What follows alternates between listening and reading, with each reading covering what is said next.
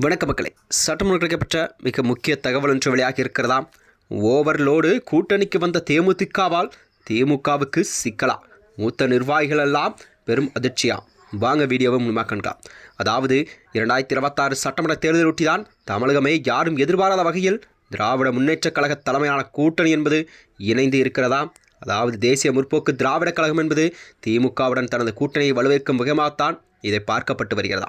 அதாவது அண்மை காலத்தில் கூட அதிமுகவுடன் கூட்டணி வைத்த நிலையில்தான் தேமுதிக இன்று முதன்முறையாக திமுகவுடன் தனது கூட்டணி அறிவிப்பை வெளியிட்டிருக்கிறதா? இது மட்டுமின்றி அக்கட்சியில் 7 தொகுதிகள் ஒரு ராஜ்யசபா சீட் வழங்க திமுக முன்வந்திருப்பதாக சொல்லப்படுகிறதா?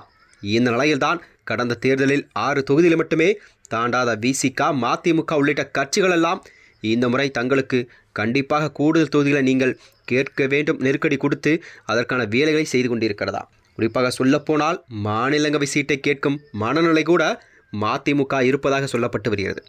இதனைத் தொடர்ந்துதான் பரபரப்புகளுக்கெல்லாம் விறுவிறுப்புகளுக்கும் பஞ்சமில்லாமல் 2026 சட்டமன்ற தேர்தல் என்பது சென்று கொண்டிருக்க நிலையில்தான் யாரும் எதிர்பாராத விதமாக திமுக கூட்டணியில் இணைந்திருக்கிறது தேமுதிக.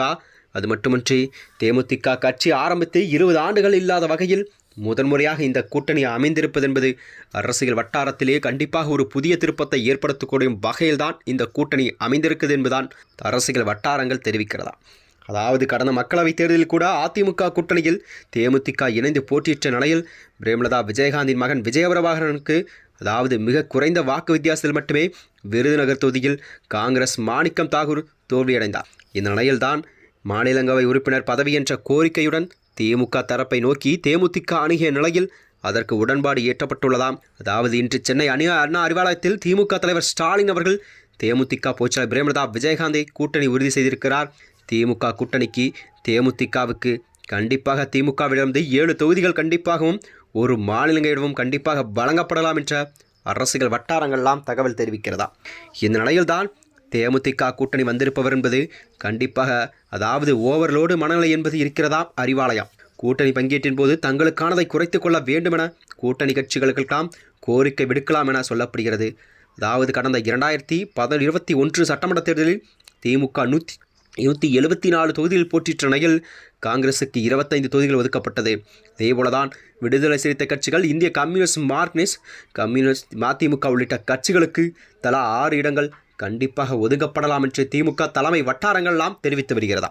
இந்த வகையில்தான் 2026 சட்டமன்ற தேர்தல் என்பது கண்டிப்பாக தேமுதிக திமுகவுடன் இணைந்த இந்த செய்திதான் கண்டிப்பாக திமுகவிடம் ஒரு பெரிய சிக்கலை எல்லாம் ஏற்படுத்தியிருக்கிறதா? அதாவது கூட்டணி கட்சிகளுக்கெல்லாம் ஒதுக்கப்படும் தொகுதிகள் என்பது குறைத்து கொண்டே வருவதால் மற்ற கூட்டணி கட்சிகள் எல்லாம் பெரும் அதிர்ச்சியில் இருந்து வந்ததாக அரசியல் வட்டாரங்கள்லாம் தெரிவிக்கிறதா? மேலும் இது போன்ற வீடியோக்களை தெரிந்து கொள்ள நமது சேனலை மறக்காமல் சப்ஸ்கிரைப் செய்து கொள்ளும். நன்றி, வணக்கம்.